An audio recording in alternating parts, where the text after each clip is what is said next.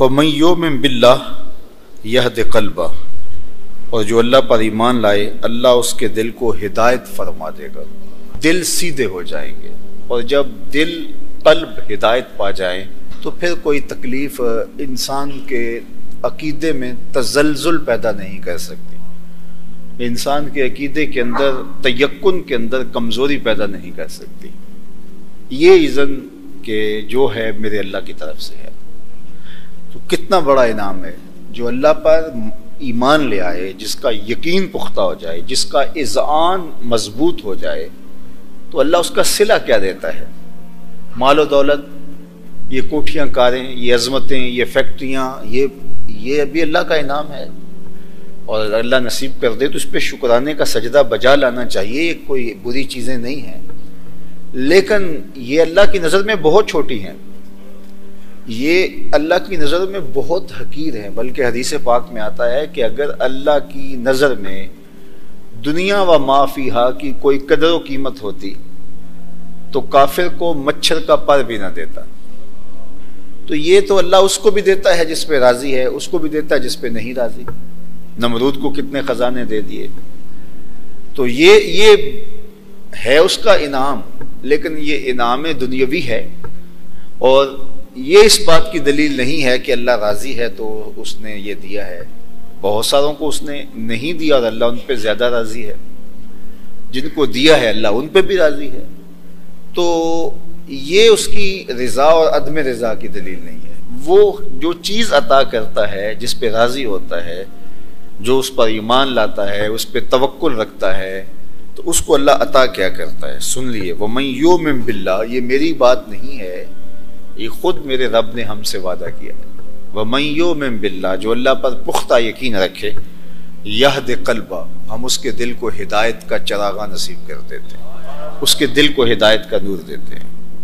واللہ بکل شیء علیم، اور اللہ ہر چیز کا جاننے والا، سب اس کے علم میں ہے کہ کس کا ایمان کس درجے کا ہے، ہمارے کہنے کا نہیں، وہ خود جانتا ہے، ہمارے دلوں کی کیفیت سے وہ خود آگاہ ہے کہ کون کہاں کھڑا ہے اور کس کا عمل کتنا مضبوط ہے۔ آج کی دنیا میں انسان اس پہ فخر کرتا ہے کہ میں چاند پہ گیا ہوں، بلندیوں پہ جانا یہ انسان کے لیے بہرحال ایک باعث افتخار ہے۔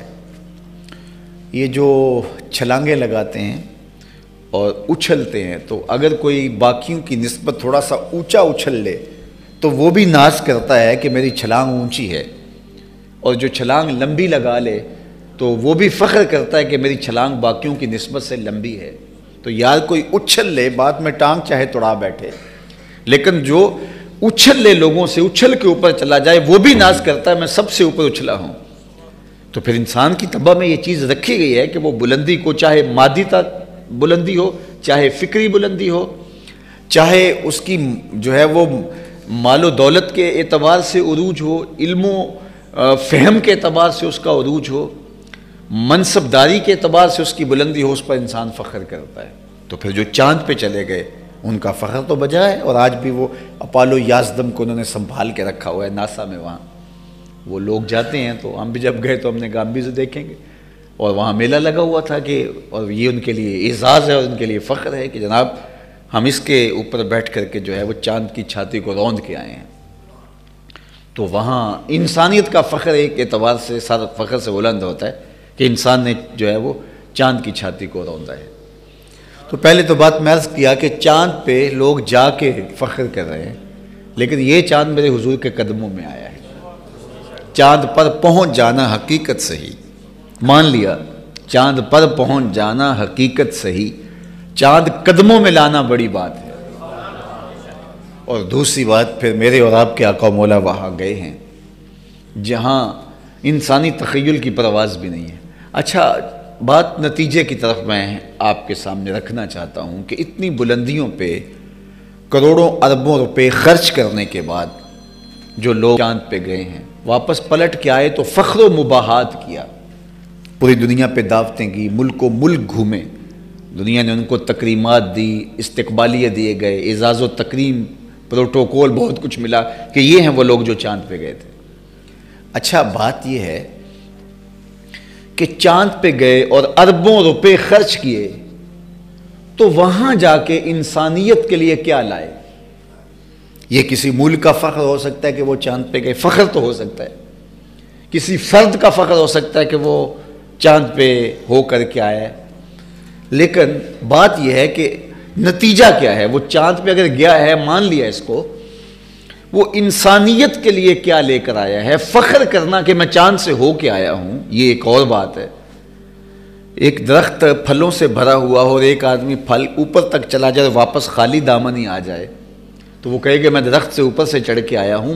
میاں نیچے لوگ بھوک میں تڑپ رہے ہیں، تم درخت کے اوپر تک گئے ہو اور پھلوں سے شاخیں لدی ہوئی ہیں، تو تم ہمارے لیے کیا لے کر آئے؟ وہ کہتا ہے وہ نہیں لا سکا۔ چاند پر گئے تو انسانیت کے لیے کیا لے کر آئے؟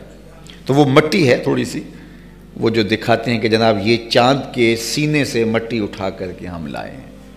تو مجھے بتائیے کہ زمین پہ مٹی پہلے تھوڑی تھی کہ چاند پہ گئے بھی تو مٹی اٹھا کے لائے، لیکن میرے اور آپ کے آقا و مولا بلندیوں پہ گئے تو امت کی نجات کی ضمانت لے کر آئے، امت کے لیے رب سے ملاقات اور بندگی کا سلیقہ لے کر آئے، 50 نمازوں کی شکل کے اندر۔ یہ تحفہ ہے معراج کا۔ اللہ اکبر۔ سورۃ الفاتحہ، اس کو سبع مثانی اس لیے کہتے ہیں، یہ آیتیں 2 مرتبہ نازل ہوئی ہیں۔ ایک مرتبہ جب حضور گئے تو اس وقت یہ آیتیں لے کر آئے۔ عرش الہی کے نیچے ایک خزانہ خاص ہے، وہاں سے حضور کو تحفے ملے۔ خاص طور پہ بندے کے لیے سب سے بڑا اعزاز بندگی ہے، اور بندگی کا عملی ظہور نماز سے ہوتا ہے۔ علی ناظرہ قرآن پڑھنے سے بھی قلب کا تعلق قلب محمد سے جڑ جاتا ہے صلی اللہ علیہ وسلم۔ صرف خالی ناظرہ پڑھتے رہو تو دل کا تعلق حضور سے جڑ جاتا ہے، لیکن آداب کی رعایت کے ساتھ، اس یقین کے ساتھ کہ یہ میرے رب کا کلام ہے۔ اللہ اکبر۔ فرمایا یہ قرآن اللہ کی وہ لٹکتی ہوئی رسی ہے جس کا ایک سرا تمہارے ہاتھ میں ہے، دوسرا سرا تمہارے رب کے ہاتھ میں ہے۔ کیسا ڈائریکٹ تعلق ہے اس قرآن کے ذریعے سے بندے اور رب کا پیدا ہوتا ہے۔ تو اتنا بڑا خزانہ ہمارے پاس ہو، غیر متبدل دستور ہمارے پاس ہو، ہماری دنیا اور آخرت کی ضمانت کے اصول اس کے اندر لکھیں، وہ ہمارے پاس ہو، اور ہم اپنی زندگی کو بے چین کیے رکھیں اور اپنی زندگی کو اپنی خواہشات کے سپرد کر دیں، یہ کیا ہو سکتا ہے سوائے پھر بربادی کے؟ اور کچھ نہیں ہو سکتا۔ تو آئیے ہم اس قرآن سے جڑ جائیں، اس قرآن سے اس طرح سے اپنے آپ کو جوڑ لیں کہ قرآن کے بغیر زندگی گزرنے کا تصور ہی نہ ہو۔ اقبال نے کہا تھا گر تو می خواہی مسلمہ زیستن، نیست ممکن جز بقرآن زیستن۔ اگر تو مومن بن کے جینا چاہتا تو قرآن کے بغیر جی ہی نہیں سکتا۔ یہ تیری زندگی کا جزو لا ینفک ہے، کبھی تجھ سے جدا ہونے والا یہ تیرے سے نہیں ہے، یہ تیرے ساتھ یوں جڑا ہوا ہے، تیری زندگی میں شامل ہے یہ قرآن۔ اللہ اکبر۔ امام احمد بن حنبل کہتے ہیں کہ میں نے رب سے کہا کہ مالک مجھے اپنی محبت دے دے، اللہ نے اتنی محبت سے نوازا کہ مجھے زوال عقل کا اندیشہ ہو گیا، اتنا نوازا اپنی محبت سے۔ تو کہتے ہیں پھر میں نے کہا مالک مجھے اپنا قرب دے دے، تو آواز آئی میرا قرب چاہتے ہو تو قرآن پڑھا کرو، میرا قرب قرآن میں رکھا ہے۔ تو یہ پاکیزہ کتاب، اللہ اکبر، کتاب زندہ قرآن حکیم، حکمت اولا یزالست و قدیم۔ بلکہ اقبال نے آگے چل کے کہا فاش می گوئم آنکھ در دل مزمرست، ای کتاب نیز چیز دیگرست۔ میں تجھے کھل کے نہ بتاؤں جو میرے سینے میں پوشیدہ، یہ کتاب نہیں ہے، یہ کوئی اور ہی شے ہے۔ تو اس کتاب کے ساتھ اپنے آپ کو جوڑے تو میری گزارش یہ ہوگی ہم اب پریکٹیکل مسلمان بننا چاہیے، عملی مسلمان بننا چاہیے۔ صرف ہم جو ہے وہ سن کے اور گزارا کرنے پہ، جو آج کل جتنی ہم تقریریں سن رہے ہیں سوشل میڈیا پہ، الیکٹرانک میڈیا پہ، جگہ جگہ جلسے ہو رہے ہیں، ماضی میں تو اتنے نہیں ہوتے تھے، تو ہم نے اپنے آپ کو بس سننے تک محدود رکھا ہوا ہے، جبکہ دین عمل کا نام ہے۔ ایک بندہ صبح جاتا ہے ڈاکٹر کے پاس، نسخہ لکھواتا ہے، لا کے دراز میں رکھ دیتا ہے، اگلے دن کسی اور ڈاکٹر کے پاس چلا جاتا ہے، نسخہ لکھواتا ہے اور لا کے دراز میں رکھ دیتا ہے، تیسرے دن اس سے بھی بڑے ڈاکٹر کے پاس چلا جاتا ہے، نسخہ اس سے لکھواتا ہے اور لا کے دراز میں رکھ دیتا ہے۔ میڈیکل سٹور پہ نہیں جاتا، نسخہ خریدتا نہیں، استعمال نہیں کرتا، بتاؤ کہ اس کو آرام آ جائے گا بیماری کا؟ اچھے سے اچھے ڈاکٹر کے پاس روز جائے، کبھی اس ڈاکٹر کے پاس جا رہا ہے، سویرے صبح سے اپنی فائلیں پکڑی ہیں، ٹیسٹ پکڑے ہیں، کبھی اس ڈاکٹر کے پاس، کبھی اس ڈاکٹر کے پاس، کبھی اس ہاسپٹل میں۔ میاں کیا مسئلہ ہے آپ کو؟ جی میں بیمار ہوں اور میں جو ہے وہ ڈاکٹر کے پاس جا رہا ہوں، تو آرام کیوں نہیں آ رہا؟ بس ایک کے پاس جاتا ہوں، دوسرے دن دوسرے کے پاس جاتا ہوں، تیسرے دن تیسرے کے پاس جاتا ہوں، چوتھے دن چوتھے، آرام بھی نہیں آ رہا۔ تو بندہ پریشان ہو جائے گا، اس کو آرام کیوں نہیں آ رہا؟ تو کسی بھلے آدمی نے پوچھ لیا، جو ڈاکٹر دوائی لکھ کے دیتا ہے وہ کھاتے بھی ہو؟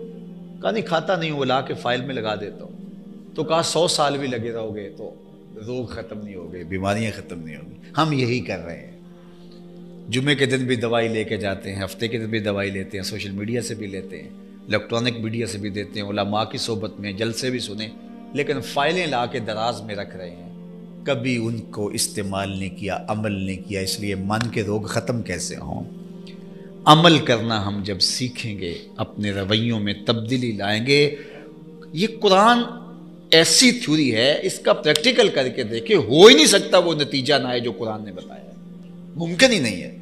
لیکن ہم نے اس قرآن کے ساتھ اپنے آپ کو جوڑا ہی نہیں ہے، ہم اس کو کتاب ثواب سمجھ لیا، حالانکہ یہ کتاب ہدایت تھی۔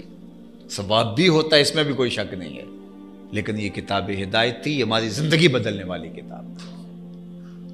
بچپن گزرا، جوانی گزری، ایام کہولت گزرے، بڑھاپا آ گیا، شیخ فانی بن گئے، قبر میں ٹانگے ہیں، لیکن ابھی تک یہ طے نہیں ہوا کہ یہ قرآن نازل کیوں ہوا تھا۔